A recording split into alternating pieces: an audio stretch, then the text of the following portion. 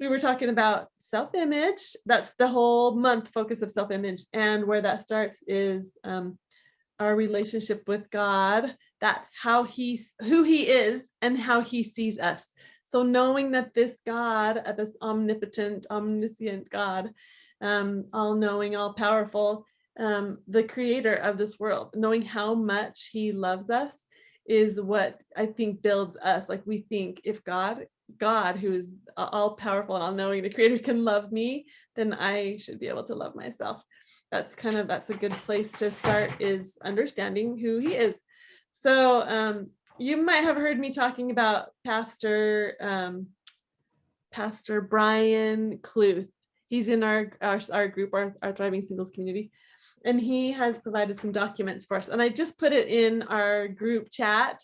What he did is he listed about, I don't know, some of them have 3 to 10 descriptions of Christ, and they're all just alphabetical from A to Z. So we just kind of talked about some of our favorites. And if you want to pick any of your favorites, you're welcome to. And David picked the shepherd. The Lord is my shepherd. And I picked yesterday, today, and forever. That's the one that keeps ringing for me, is that he is unchangeable, that his love is without condition. So I have to keep reminding myself of that, because he has made promises to me that have not yet been fulfilled. And maybe they have been, and maybe there's just an adjustment in the plan. But I do believe that his promises are, he's not going to I don't think he changes his mind as much as I do, for sure. He's definitely much better at his word. So then I've gotten to the single again woman at the well. And he said, God who sees you, knows you, and loves you. And that's where we were headed. But I wonder, Celeste, if there's any of those that you like, any of those. I mean, sure, you probably like all of them, but yeah, we love them all, don't we? That stand out to you. You know, it's interesting. The one that I was looking for, that I like to refer to when it comes to self-image and self-confidence in Christ, is actually not listed. So Oh, can I be like rogue and come and like kind of put mine out there? yes, you can. I did that too on Okay. some of these. Yeah. Okay, great. So the one that I always think of is where he calls himself the great I am. And I think it kind of shows like an affirmation, I am. And if you know anything about affirmations and how you can say, I am a child of God, I am Oh, loved, I you am. know what? I see it. I actually Oh, see where it. are you? It's Oh, excellent. it is. It's under I am. I was thinking Yeah. how great I am. Yay. Okay, cool. So, yeah, so that's the one. I think it's so simple because it kind of encompasses the rest of all of these, because he's going to say, I am an advocate. I am Jesus. I am a master. Like, and the power behind that affirmation, the positive thought and the positive just truth that's delivered in a factual manner is just powerful. And so it helps me as I strive to, love myself more, to think about positive factual facts I can say about myself, and just kind of institute that in my life. I am a child of God, I am lovable, like whatever it is, you can put it in that positive affirmation stance. And so that's the one that always sticks out to me, because that's the one I always refer to. Oh, that's such a good one. It's so, Celeste, let me ask you this. Yeah. As a coach, Celeste is a coach at David. She does this life coaching stuff. That's so cool. Dating coach, relationship coach, right? I do dating and life. Yep. Yeah. And relationship. Whatever, yeah. Mhm. So one thing I love about the coaching is we recognize the negative thoughts, the negative talk, and how it makes us feel. And I mean, I've been doing this for a couple of years, and just even yesterday, like my whole day, I was full of doubts and negative, and it just brought me down so much. But the cool thing about that is that I recognize it, and I can work to get out of it. I can do some techniques or whatever. I didn't do a lot of that yesterday. I kind of just clean my house and try to just mull through it, but it was still like lurking and kind of taking over my mood for the day. But Celeste, I want to ask you, how do you help people to recognize these things that we tell ourselves, and that if they are lies, or if they are, or if, how do we live in the truth of who I am, who we are? I think that's actually key for building self-image too, and understanding our place in God's eyes. Who are we really? What do you do to help clients with that? Well, what I normally do, well, there's a couple of ways you can go about doing this. First of all, I just want to point out that it's really important that when you do an I am statement, when you do an affirmation that's positive, that it is factual. Sometimes people get caught up in doing like, this is always my example because I can't sing at all. But if I were to sit here and say, I am the next American Idol, yeah, that's not true, right? Like you can't lie to yourself. It's going to be, it'll counter, yeah, it'll, whatever. I can't think of the word. It won't be good. Yeah.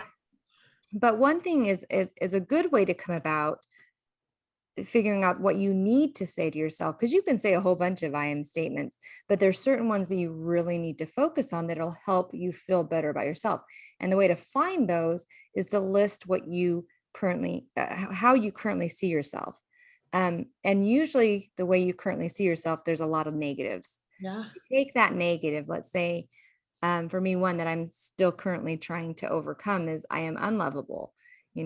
Because of things I've gone through in my life, I kind of feel that, am I a lovable person? So I kind of have that message. So you take the negative message and you transpose it, so I have like, I am unlovable on this side. And on this side, I think I am lovable and I'm worthy of love, right? Like I'm worthy and I am. And so, that's the best way to find what it is you need to work on, because everyone's going to be different. Everyone's negative thoughts are different. So everyone's I am statements are going to be different. But the way to find the ones is to find what negative thoughts you're already saying to yourself and then just swap them around. So good. So yeah, I love that. That's something that's similar to what I've done as well. And I should have done it yesterday. It would have made my day a lot more pleasant. But I writing down these thoughts. What are the thoughts that it could be coming from the adversary. It could be coming from just having, we're just going to have normal, natural minded moments. Writing them down, and then like you said, the writing on the opposite, and really ripping up the side of the paper that has all these negative thoughts that are not true, getting rid of them, making them tangible, and then throwing them away, and then replacing them with the positive things. And I started doing this years ago when I learned that technique. And I will tell you this, that I have, there was someone in my life that was just their usual way of speaking to me was negative. They was seeing me negative and criticizing, and said something to me that in the past it would have hurt me, but I would have just overlooked it, and I would have just maybe tried to forget about it or not think about it. But it still, I'm realizing now how it still affects me. It still affected me. And because I had been doing this practice, I knew the truth about me, and I knew that what was being spoken of me was not true. And so I said to this person, no, actually, that what you're saying is not true. What is true is, and I just said all the things I've been learning about myself, and realizing that I'm a great mom, and I love her dearly, and I do my very best, and whatever, just counteracting what had been spoken. And this person just said, thank you. It was just a text that I sent, and their response back was, thank you. And it was like, it made them think. And I said, the way that you see me and talk of me and about me and to me affects our relationship. And these are not truths. So, and for him to say thank you, and then from that point on, there was never anything negative spoken of me or about me. Like I think that that was kind of a turning point for our relationship and for me, that this cannot be spoken, these truths, untruths, these lies cannot be spoken of me, and it's not gonna go past, because these are not true. So I think that really, that helps to another way to build your self-image when you, and I mentioned at the beginning, when you have a healthy sense of self-image, you treat yourself differently, and then others treat you that way as well. It makes a difference on how others will treat you. It just doesn't affect you. It doesn't get through your skin. You're just, it's not true. So anyway, Can I share a couple of things? please, I was just gonna ask you to, because we're both just chatting away. So, about 4 months ago, my wife, 35 years, decided she didn't want to be married anymore. Mm. And it absolutely devastated me. And in the process, I was already seeing a therapist on some trauma issues from my childhood, and then just from stuff that's happened in life, over the years.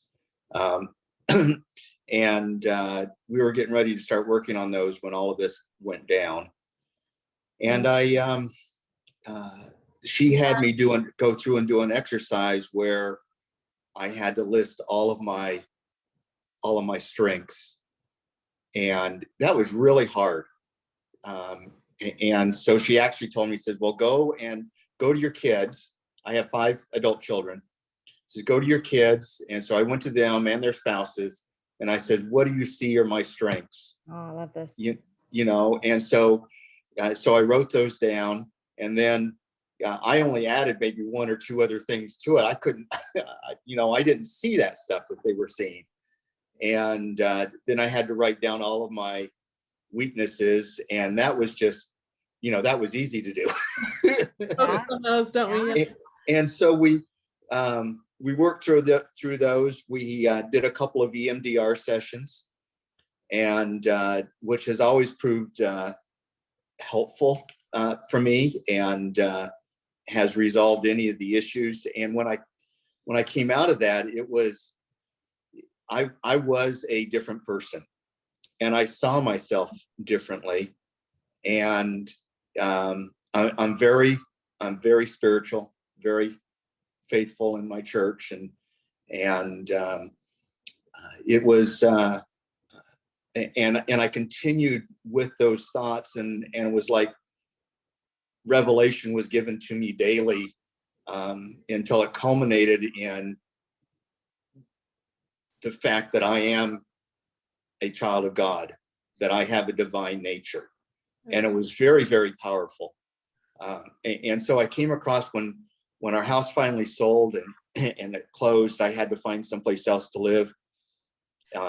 And so my real estate agent who helped me find the house that I'm in, I had to go up there and take some deposit money and things like that. And there was another lady in the office, and we got to talking, and they said, David, you just have you give off good vibes. And Yeah. it was amazing, because I felt it, but I didn't know if it showed through. And so a lot of people are now telling me that it shows through on there. And so I had come up with some I am statements, Awesome. Very good. some affirmation cards, and I go over them twice a day after I say my prayers. Oh, that's so good. And on one of them, there's a little story here. So about 13 years ago, I was 50, so it tells you how old I am. Oh, and I what was when you were 50? I'm bad at math, so I had some really bad anxiety and panic attacks that debilitated me a number of times over that year. And she used my therapist, same therapist, used EMDR to help me get to the point where I could manage that. And I have been, I won't say I've been anxiety free. I mean, my anxiety went from here down to chest level. It became manageable, no more panic attacks. But a couple of months after that happened, I wrote this, and I write note cards and put them in my scriptures. And I came across this shortly after I had this realization about my divine nature. And I wrote this in May of 2010. Since resolving the anxiety issue, guided by the Lord, my mind and heart has been led to consider spiritual and temporal things that I never before considered, including the blessings from God of a divine nature, which as a result gives me the ability to connect with my Savior in a way that I had always wondered about. And what struck me about this was 13 years ago, I had nearly the same thing happen to me, and how fragile that is to lose that connection. Yeah. And so when I found that, I put it on the back of that particular affirmation card, and just to remind me, and I wrote this note as a reminder to me that I can forget the deep feelings of my divine nature if I don't nourish them. Yeah. You know, so. Rich, you have just provided, I just made a list of 3 things that tips that I took from you that for us, and this is something I want to also in all of our calls to have people thinking of, just some action steps. What are some things that you can do to solidify these things and to have it be a way of living, or have new habits or new transformation, new changes that you can make? And you just mentioned 3 of them that I love. First of all, and this is what I wrote down, but it's not exactly what you said, which is to pray and find out, ask God, how does he see you? He sees you as a child, his child. And I was told many years ago, as a youth, I was told to get on your knees and pray. So we had a whole lesson. That whole day was, I guess it was just 1 hour, but it was just that whole class time. We heard about God's creations, and so massive, all the universes upon universes and galaxies upon galaxies, and life and creations. And so where we felt like a pin dot in comparison to all that he had created. And then we felt so tiny. And then the teacher's purpose was to encourage us to go home and to pray and get on our knees and pray until we feel the confirmation or the personal revelation of how God feels about us. And for me, it's difficult for me to hear the answer, to feel the answer right away. Probably because I'm just so impatient. I think it's staying on my knees, but I've gotten into the practice of writing myself letters where it's coming to me from God. And one is a blessing that I had, many blessings that I have. I write down the words that I feel are spoken from him.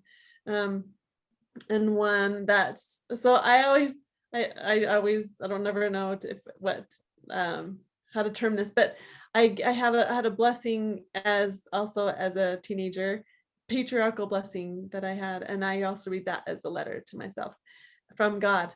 And so that's one way. So there's different ways, things we can do to find out God's view of us.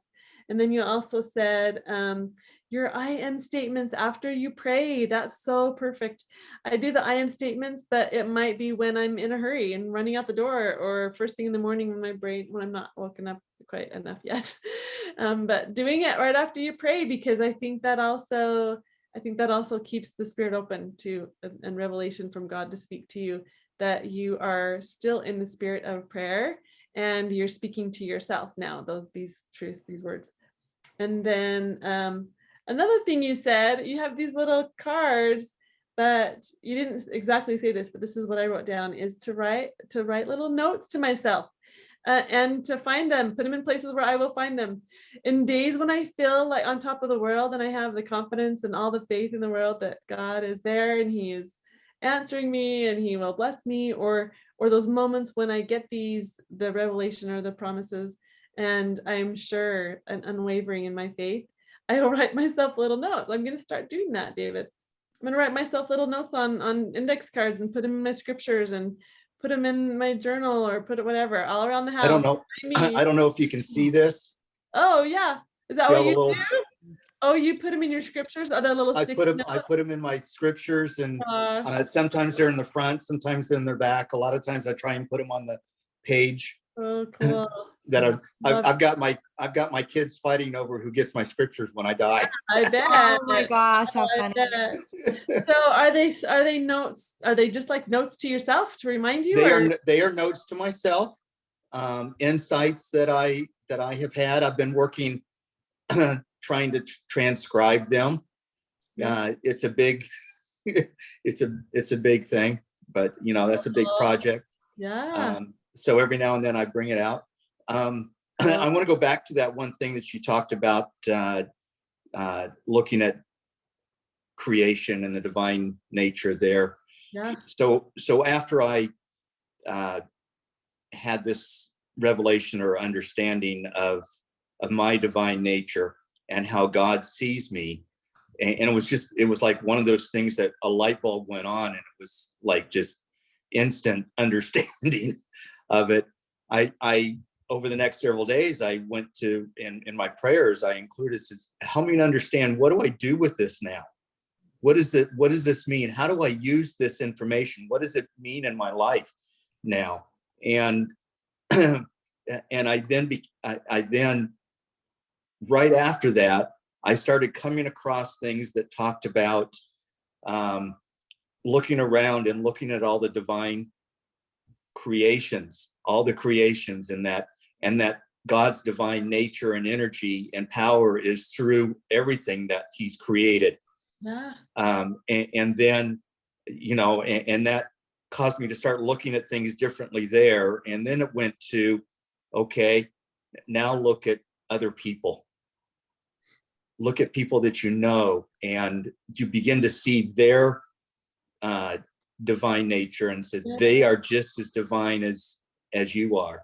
And so that you don't get along with right now, or my former wife, who, you know, I'm still trying to deal with grief and stuff. You know, she has a divine nature. And so it's just made me look at things differently and look at my life differently. And it's been quite a journey the last few months. Yeah. Good. It's been a good journey though. It has. Yeah. That's very cool. I love it. So you just have to rub off on us. You have to just give us all your tips and Right. help us. So I think we just kind of all help each other, right? We all have moments that we're feeling a little more on top of the world than other times. That's cool. So I was going to say, along the lines of writing messages, I don't do my index cards. Like, that's actually a fabulous idea, because it's like more like, you know, you can keep them. But what I do is I actually use my mirrors and windows, and I just get like a dry erase marker, and I'll just write little notes to myself around the house, or in my bathroom, usually, like where I get ready, you know, like just whatever words that I need to, whatever I'm trying to focus on to feel better about myself, I will write something on there to just remind me. And then I made it a habit. When I see it, I say it out loud. I don't have to say it like loud, but I speak it, because there's power in words. And I think that's why I am statements. You can't just think I am statements. You got to say them, because there's so much power in words. And Christ created this earth with his words. He spake and it happened. And so we have to really grasp onto the power that's there. And so if you see that, if you're reading your note card, if you're putting things on mirrors or windows, speak it out loud. It'll actually help embed that in your heart a lot quicker. That's great. I had a mentor who said it might even be their suggestion is to say it in different tones of your voice, so that it's not just like they said sometimes it's goofy and sometimes it's lower in your voice and sometimes it's fast, and they said that when you change it up a little bit, and they also add music to it. That's part of it too. But you know, they do it in the morning whenever they have their music going, but they but that I know that I've never tried that, but that was something that they said that also it puts it into your mind in different tones of voice and in different, anyway, it's just, it does You- become redundant. As you do those I am statements, I think naturally your voice changes over time. Because let's say I'm going to say I am beautiful to myself. In the beginning, I'd be like, oh, not beautiful, I am lovable. Beautiful. Yeah. And I'd be like, I am lovable, right? But there's doubt. I am lovable. I'm lovable. You Yeah. know, but as you progress, all of a sudden you're like, I am lovable, like almost like, dang, am I? And then, at some point you get to the point where like, I am lovable. Gosh, look at me. I am. Right. So I think also just as you progress, as you say the words, the first time you say it, you probably aren't going to even believe it. You're like, I don't know. Am I lovable? But I'm going to say this because I know the Lord thinks I'm lovable. And so, yeah, you'll have that progression as well, just naturally. But yeah, I like that. I like saying it in different tones. That's a good idea. These wound up on note cards quite by accident. Oh yeah. Yeah, I was living in the house that my wife and I owned, and I had just gotten done house sitting for my daughter, and she and her husband have these affirmations written all over their mirrors and in their bedroom, in their bathroom, and all, and they have a vision board. And I'm going, gee, I need to do something like that. But my former wife was constantly coming in and out of the house because we were moving things, and I didn't want them posted around for her to see or read. And so I said, well, I need to do something that I can keep them private. Yeah. And so now, sometimes when I leave, I know I'm going to leave the house for quite a while, or until late afternoon. I'll take them with me. So awesome. And if I have an opportunity, I'll run through them. But good deal. Anyway. So is that how you came up with them too, David? Coming up with them, did you do the writing down your natural minded thoughts or your negative thoughts and then writing the opposite of that? No, it actually has been a progression and a series of different things that have happened on how they came about. I have been I went back and read a number of years ago. I read some books by a former BYU professor. Her name was M. Catherine Thomas, and you need to look up her books, and they're very good. And one of the books that she wrote was A Light in the Wilderness, and the other one is called The God Seed. And so she talked in there about using I am statements, and she connected the I am to our portion of divinity, that's been granted to us.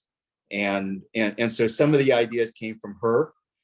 Others came from scriptures that I read or talks that I read, and I'm going, that's a good one. I'm not super original. Well, no, So I use other people's ideas and I co-opt them. And so some of these things I've actually over time, I've rewritten to where they became more mine. And like what you said, Celeste, they become believable Right. to me. Yep. And I would change the wording in there from where it becomes more affirmative, like I will, instead of I hope. Or I am becoming. I love that one. Or I am becoming. Whatever. So I would actually, on the cards, you'll see on some of them, I've actually scratched it out and put the more affirmative word in its place. So and I do that probably on each one of these cards. I think I have 13 or 14 of them. On each one of these cards, probably a couple of times a week, I'll make changes in them. And I think it's a reflection of what's happening to me. Yeah. And the healing and the understanding and the connection that I'm developing with my Savior. It's so awesome. Yes, I love it. I wanted to we had to start a little bit comparing scriptures and stories, and how I mentioned the part that had one of the terms that stood out to me the most. And it's funny that he used it. I thought that was creative that he used under why, the yesterday, today, and forever. So he's the same. He's consistent, and I'm sure it's unchangeable. Unchangeable is for the you, but it's the same thing. So when we read stories in the scriptures about what God does for us, then that's what we can see, that he can do the same for us too. So studying the scriptures has been a good way for me to see that, he keeps his promises for sure. I could probably write a book about all of the miracles that I witnessed from God, of all of his, like, my answered prayers and my things that come up that I would never expect would be able to happen because of his love for me. And I mean, we could keep talking, we could talk forever. And I was just thinking is that we have, whenever there's 2 or 3 gathered in Christ's name, that's when the Spirit is here. And I have appreciated you guys in talking about these things. And if there is anything else you want to add, you're welcome to do that. I just wanted to close by just giving a couple of brief examples from what came to us from Pastor Brian Cluth. Is that good? So it's that single again woman at the well. I didn't realize. Yeah, single again woman at the well. Was she a widow, right? Was she a widow? I guess so, because yeah, I guess she was a whole bunch of times, right? I don't know if she was a widow, but I know she was the man that she was with was not her husband, right? And she wasn't at that time, and she had 5 others or 4 Oh, others or something like that. you're Yeah. so good. I'm not a scriptorian, but I would love to be more. But so what he says is, the God who sees you, knows you, and loves you. Jesus saw and talked with the sinful woman, and us too. Jesus offers her living water and eternal life, us too. Jesus saw and knew about all her broken relationships. And there's scripture references in here too. I could send you guys, you could read them even, that talk about these. Jesus saw and knew about all her spiritual condition, and ours too.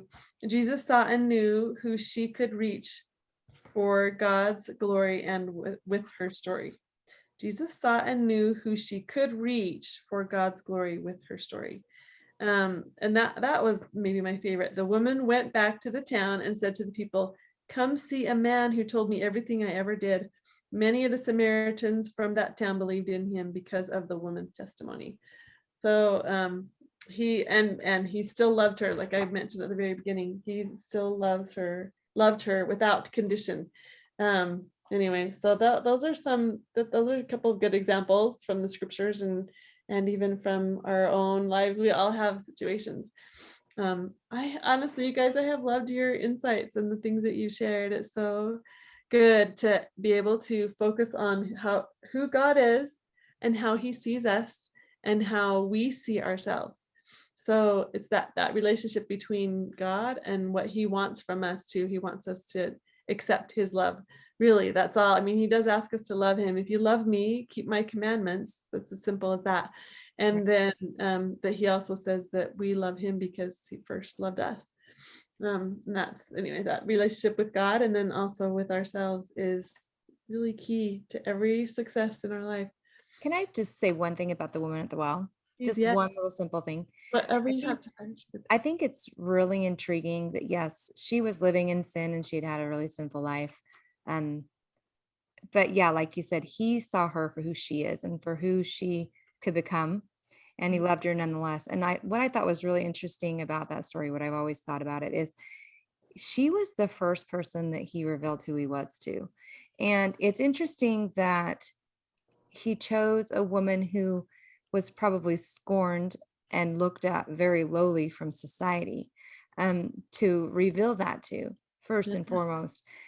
And I think it shows us that no matter what we've experienced in life, because sometimes our life path is not full of roses and we experience a lot of bad things. And maybe because of our past experiences, we make, not so good choices in the present.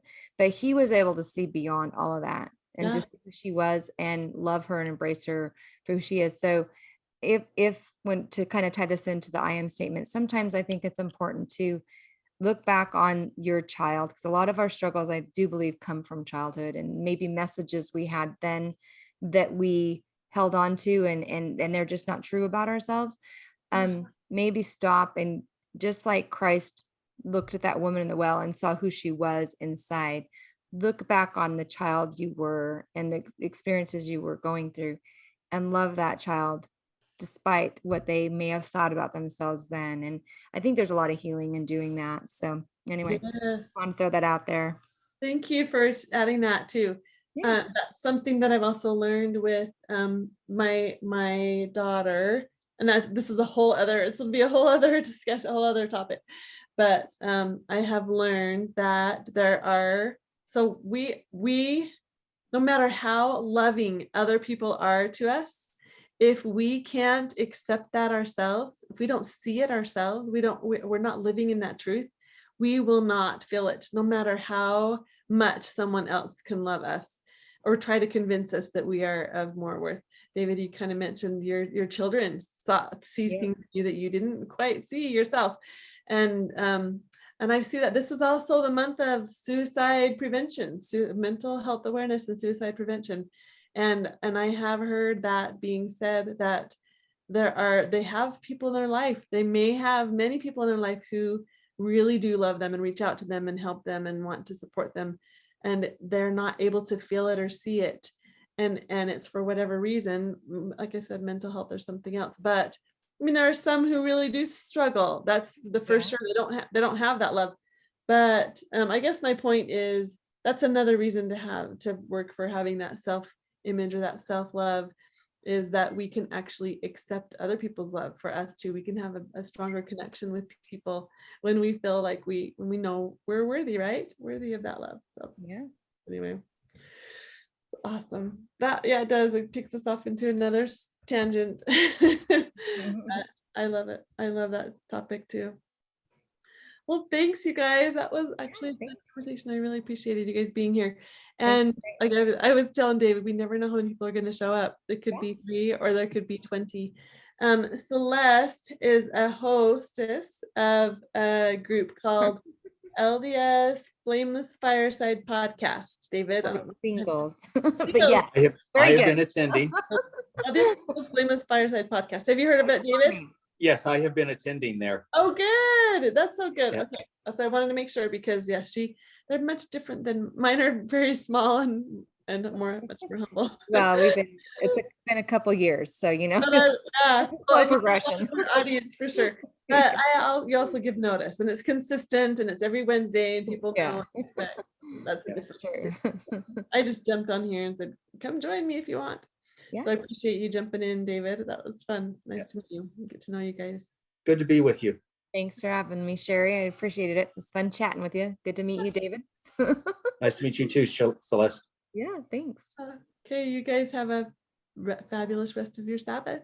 Thank you very much. Thank you. You too. Alrighty. Bye-bye, y'all. Bye.